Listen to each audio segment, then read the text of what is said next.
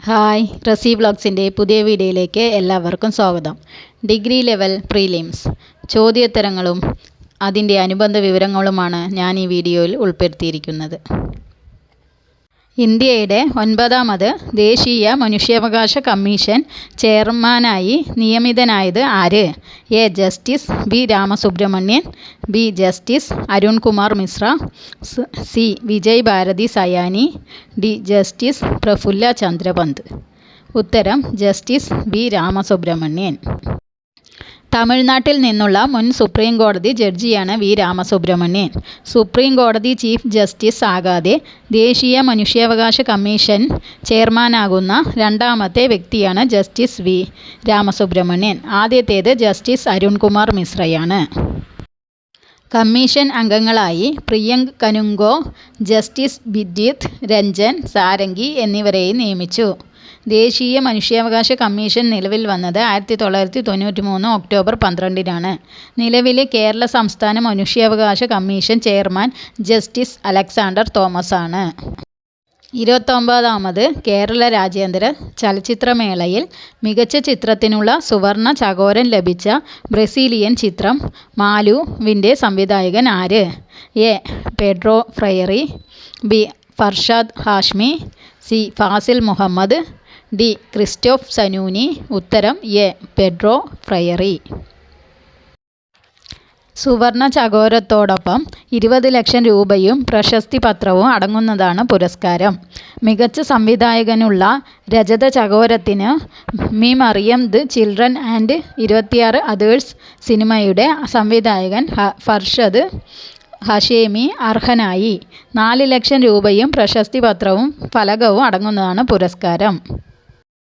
എഴുത്തുകാരനും സംവിധായകനും നടനുമായ ഫർഷാദ് ഹാഷ്മിയുടെ ആദ്യ ചലച്ചിത്രം കൂടിയാണ് മി മറിയം ദ് children and 26 others.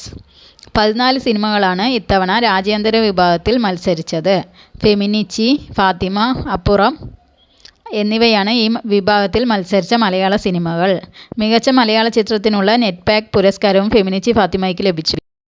Fazil Muhammad സംവിധാനം ചെയ്ത ഫെമിനിച്ചി ഫാത്തിമ മികച്ച സിനിമയ്ക്കുള്ള ഫിപ്രസി പുരസ്കാരമടക്കം 5 പുരസ്കാരങ്ങൾ നേടി. സ്പിരിറ്റ് ഓഫ് സിനിമ പുരസ്കാരം ഓൾ വി ഇമാജിൻ ആസ് ലൈറ്റിൻ്റെ സംവിധായിക പായൽ കപാഡിയയ്ക്ക് ലഭിച്ചു. മികച്ച നവാഗത സംവിധാനത്തിനുള്ള രജത ചകോരം ചിലെ ചിത്രം ദ് ഹൈപ്പർബോറിയൻസ് സംവിധാനം ചെയ്ത ക്രിസ്റ്റോബൽ ലിയോണിനും ജോക്കിൻ കോസിനും ലഭിച്ചു. 2024 70ാമത് നെഹ്റു ട്രോഫി വള്ളംകളിയിൽ ജേതാക്കളായ ചുണ്ടൻ ഏത്? A. Karichal Chundan, B. Veeyapuram Chundan, C. Nadubhagam Chundan, D. Valiya Diwanji Chundan. ഉത്തരം എ. കാരിച്ചാൽ ചുണ്ടൻ. ആലപ്പുഴ പുന്നമടക്കായലിൽ നടന്ന നെഹ്റു ട്രോഫി വള്ളംകളി ഫൈനലിൽ പള്ളാത്തുരുത്തി ബോട്ട് ക്ലബ്ബ് തുഴഞ്ഞ കാരിച്ചാൽ ചുണ്ടൻ്റെ 16ാം കിരീടമാണിത്. തുടർച്ചയായി 5ാം തവണയാണ് പള്ളാത്തുരുത്തി ബോട്ട് ക്ലബ്ബ് കിരീടം നേടുന്നത്. കൈനകരി വില്ലേജ് ബോട്ട് ക്ലബ്ബ് തുഴഞ്ഞ വീയപുരം ചുണ്ടനായിരുന്നു 2023 ജേതാക്കൾ. പത്തനംതിട്ട സ്വദേശി കെ. വി. ബിജിമോൾ രൂപകൽപ്പന ചെയ്ത കളിവള്ളം തുഴഞ്ഞു നീങ്ങുന്ന നീലപ്പൊന്മാൻ ആണ് ഇത്തവണത്തെ നെഹ്റു ട്രോഫി ഭാഗ്യചിഹ്നം. ഓളപ്പരപ്പിലെ ഒളിമ്പിക്സ് എന്നാണ് നെഹ്റു ട്രോഫി വള്ളംകളി അറിയപ്പെടുന്നത്. 1952-ലാണ് നെഹ്റു ട്രോഫി വള്ളംകളി ആരംഭിച്ചത്.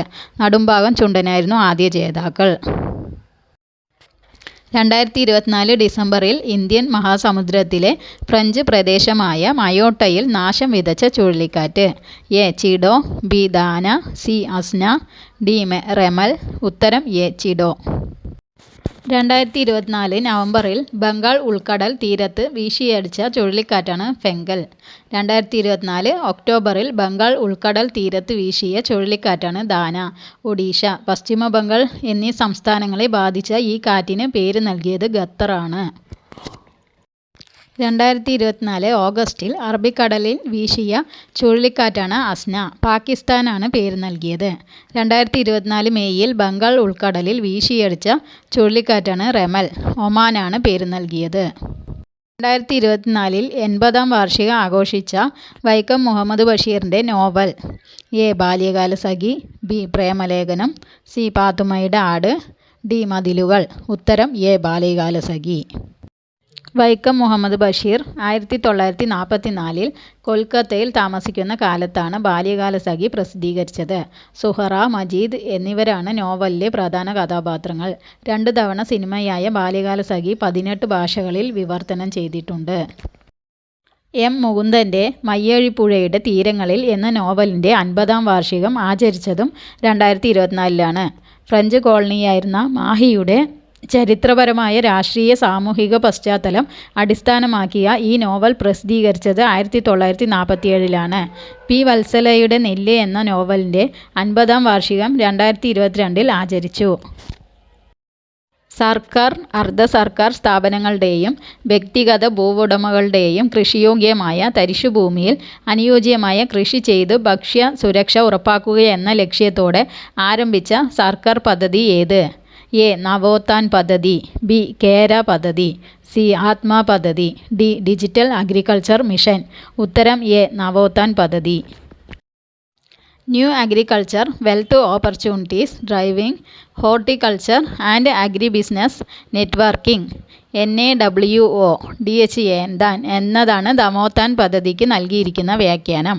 അടുത്ത 5 വർഷത്തിനുള്ളിൽ കേരളം പച്ചക്കറി ഉൽപ്പാദനത്തിൽ സ്വയം പര്യാപ്തത കൈവരിക്കാൻ ലക്ഷ്യമിട്ട് 2025 ജനുവരി മുതൽ കൃഷിവകുപ്പ് സംസ്ഥാനത്തൊട്ടാകെ നടപ്പാക്കുന്ന പദ്ധതിയാണ് സമ്പൂർണ്ണ പഴം പച്ചക്കറി ഉൽപ്പാദന വ്യാപാര ശൃംഖലകളിലൂടെ കാർഷികാദായത്തിന് പുതിയ അവസരങ്ങൾ ഒരുക്കുകയാണ് പദ്ധതിയുടെ ലക്ഷ്യം. കാലാവസ്ഥാ വ്യതിയാനം നേരിടാനും അതിന് അനുസൃതമായ കൃഷിരീതി അവലംബിച്ച് കാർഷിക വരുമാനം വർദ്ധിപ്പിക്കാനുമായി കൃഷിവകുപ്പ് അവതരിപ്പിച്ച പദ്ധതിയാണ് Kerala climate resilient agri value chain Kera പദ്ധതി.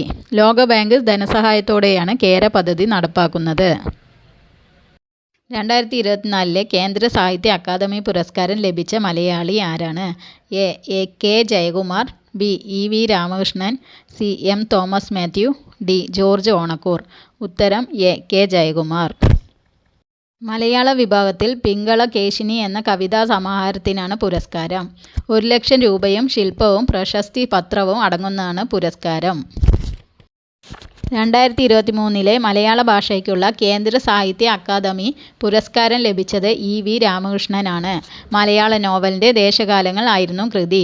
2022-ലെ പുരസ്കാരം ലഭിച്ചത് ആശാൻ്റെ സീതായനം എന്ന കൃതിക്ക് എം. തോമസ് മാത്യുവിനായിരുന്നു. ഭാരതീയ ന്യായ സംഹിത പ്രകാരമുള്ള ഇന്ത്യയിലെ ആദ്യ കേസ് രജിസ്റ്റർ ചെയ്തത് എവിടെയാണ്? A. Gwalior, B. Bhubaneswar, C. Mumbai, D. Lucknow. ഉത്തരം എ. ഗ്വാളിയർ. ഭാരതീയ ന്യായ സംഹിത പ്രകാരമുള്ള കേരളത്തിലെ ആദ്യ കേസ് രജിസ്റ്റർ ചെയ്തത് മലപ്പുറത്തെ കൊണ്ടോട്ടിയിലാണ്. 1860-ലെ ഇന്ത്യൻ ശിക്ഷാ നിയമത്തിന് IPC 1860 പകരമായി കൂടുതൽ ആധുനികവും കാര്യക്ഷമവുമായ നിയമചട്ടക്കൂടിൻ്റെ ആവശ്യകത തിരിച്ചറിഞ്ഞു. നിലവിൽ വന്ന നിയമമാണ് ഭാരതീയ ന്യായ സംഹിത 2023 BNS 2023. ആധുനിക സാമൂഹിക വെല്ലുവിളികളെ പ്രതിഫലിപ്പിക്കുന്ന സൈബർ കുറ്റകൃത്യങ്ങളും സംഘടിത കുറ്റകൃത്യങ്ങളും പോലുള്ള സമകാലിക കുറ്റകൃത്യങ്ങളെ അഭിസംബോധന ചെയ്യാനായി നവീകരിച്ച നിയമവ്യവസ്ഥകൾ BNS 2023-ൽ ഉൾപ്പെടുത്തിയിട്ടുണ്ട്. താഴെ പറയുന്ന ദേശീയോദ്യാനങ്ങളിൽ ഏറ്റവും കൂടുതൽ സിംഹവാലൻ കുരങ്ങുകൾ കാണപ്പെടുന്നത് എവിടെയാണ്? A. Anamudi Shola, B. Mathikettan Shola, C. Silent Valley, D. Eravikulam. ഉത്തരം സി. Silent Valley. മനുഷ്യൻ്റെ അധിവാസമോ കയ്യേറ്റമോ മൂലം രൂപാന്തരം സംഭവിക്കാത്തതായ ജൈവ മേഖലയാണ് ദേശീയോദ്യാനം. 1984-ൽ അന്നത്തെ പ്രധാനമന്ത്രി ഇന്ദിരാഗാന്ധിയാണ് സൈലന്റ് വാലിയെ ദേശീയോദ്യാനമായി പ്രഖ്യാപിച്ചത്. എന്നാൽ 1985 സെപ്റ്റംബർ 7-ന് സൈലന്റ് വാലി ദേശീയോദ്യാനം ഉദ്ഘാടനം ചെയ്തത് രാജീവ് ഗാന്ധിയാണ്. കേരളത്തിലെ ഏറ്റവും വലിയ മഴക്കാട് എന്നറിയപ്പെടുന്ന ദേശീയോദ്യാനം, നിത്യഹരിത വനങ്ങൾക്ക് പ്രസിദ്ധമായ ദേശീയോദ്യാനം, സൈരന്ധ്രിവനം എന്നറിയപ്പെടുന്ന ദേശീയോദ്യാനം എന്നിവയെല്ലാം സൈലന്റ് വാലി ദേശീയോദ്യാനമാണ്. സൈലന്റ് വാലി ദേശീയോദ്യാനത്തിൽ സിംഹവാലൻ കുരങ്ങുകൾ കൂടുതലായി കാണപ്പെടാൻ കാരണം വെടിപ്ലാവുകൾ ഉള്ളതിനാലാണ്. വൈക്കം സത്യാഗ്രഹത്തെക്കുറിച്ച് നൽകിയ പ്രസ്താവനകളിൽ ഏതൊക്കെയാണ് ശരി? 1. വൈക്കം സത്യാഗ്രഹവുമായി ബന്ധപ്പെട്ട് ഇ.വി. രാമസ്വാമി നായ്ക്കർ അറസ്റ്റിലായി. 2. 1924 വെള്ളപ്പൊക്ക സമയത്തും വൈക്കം സത്യാഗ്രഹം തുടർന്നു. 3. നിയമസഭ 1925 ഫെബ്രുവരി 7 വോട്ട് ചെയ്തു. 22 പേരെ പിന്തുണച്ചു, 21 പേരെ നിരസിച്ചു. A 1, 3, B 1, 2, C 2, 3, D 1, 2, 3. ഉത്തരം ബി 1, 2. ഇന്ന് കേരളത്തിൽ ഉൾപ്പെടുന്ന പഴയ തിരുവിതാംകൂർ രാജ്യത്ത് 1924 മാർച്ച് 30 തുടങ്ങി 603 ദിവസം നീണ്ടുനിന്ന അയിത്തത്തിനെതിരായ സത്യാഗ്രഹ സമരമാണ് വൈക്കം സത്യാഗ്രഹം. ഇപ്പോഴത്തെ കോട്ടയം ജില്ലയിലെ വൈക്കം മഹാദേവ ക്ഷേത്രത്തെ കേന്ദ്രീകരിച്ചാണ് ഈ സത്യാഗ്രഹം സംഘടിപ്പിക്കപ്പെട്ടത്. ക്ഷേത്രത്തിലേക്കുള്ള പൊതുവഴികളിലൂടെ സമൂഹത്തിലെ എല്ലാ വിഭാഗക്കാർക്കും സഞ്ചരിക്കാനുള്ള സ്വാതന്ത്ര്യം നേടിയെടുക്കുക എന്നതായിരുന്നു സത്യാഗ്രഹത്തിൻ്റെ ലക്ഷ്യം. 1925 മാർച്ച് 10 മഹാദേവ ദേശായി മകൻ രാംദാസ്, അല്ലാടി കൃഷ്ണസ്വാമി അയ്യർ, സി രാജഗോപാലാചാരി എന്നിവർക്കൊപ്പം ഗാന്ധിജി കേരളത്തിലെത്തി. തൻ്റെ സത്യാഗ്രഹ സിദ്ധാന്തം ഉപയോഗപ്പെടുത്തിയ വൈക്കത്ത് ഗാന്ധിജി സന്ദർശനം നടത്തി. ഇന്ത്യയുടെ ദേശീയ ജലപാത 3 NW3 ഇവയ്ക്കിടയിൽ വ്യാപിച്ചു കിടക്കുന്നു. എ സാദിയ ധ്രുബി, B Kakinada Puducherry, C Kottapuram Kollam, D Allahabad Haldia. ഉത്തരം സി കോട്ടപ്പുറം കൊല്ലം. 1993 ദേശീയ ജലമാർഗമായി പ്രഖ്യാപിക്കപ്പെട്ട ദേശീയ ജലപാത 3 കേരളത്തിലാണ്. വെസ്റ്റ് കോസ്റ്റ് കനാലിൻ്റെ കൊല്ലം, കോട്ടപ്പുറം, കൊടുങ്ങല്ലൂർ പാതയും ചമ്പക്കര, ഉദ്യോഗമണ്ഡൽ, ആലുവ കനാലുകളും ചേർന്നതാണിത്. 24 മണിക്കൂറും പ്രവർത്തനക്ഷമമായ ഇന്ത്യയിലെ ആദ്യത്തെ ജലപാതയും ദേശീയ ജലപാത 3 ആണ്. വെസ്റ്റ് കോസ്റ്റ് കനാൽ, കോട്ടപ്പുറം കൊല്ലം 168 കിലോമീറ്റർ, ഉദ്യോഗമണ്ഡൽ കനാൽ, കൊച്ചി പാതാളം 23 kilometre, Champakkara canal, Kochi Ambalamugal 14 kilometre എന്നിവ ചേർന്ന് 205 കിലോമീറ്ററാണ് ഈ ജലപാതയുടെ ആകെ നീളം. മുനമ്പം, കൊച്ചി, കായംകുളം, നീണ്ടകര എന്നീ 4 അഴിമുഖങ്ങൾ ഈ ജലപാതയിലുണ്ട്. തണ്ണീർമുക്കം, തൃക്കുന്നപ്പുഴ ബണ്ടുകളും ഈ ജലപാതയിലാണ്. അലഹബാദ് ഹാൽദിയ ആണ് ദേശീയ ജലപാത 1. സാദിയ ധുബ്രി ആണ് ദേശീയ ജലപാത 2. കാക്കിനഡ പുതുച്ചേരി ആണ് ദേശീയ ജലപാത 4.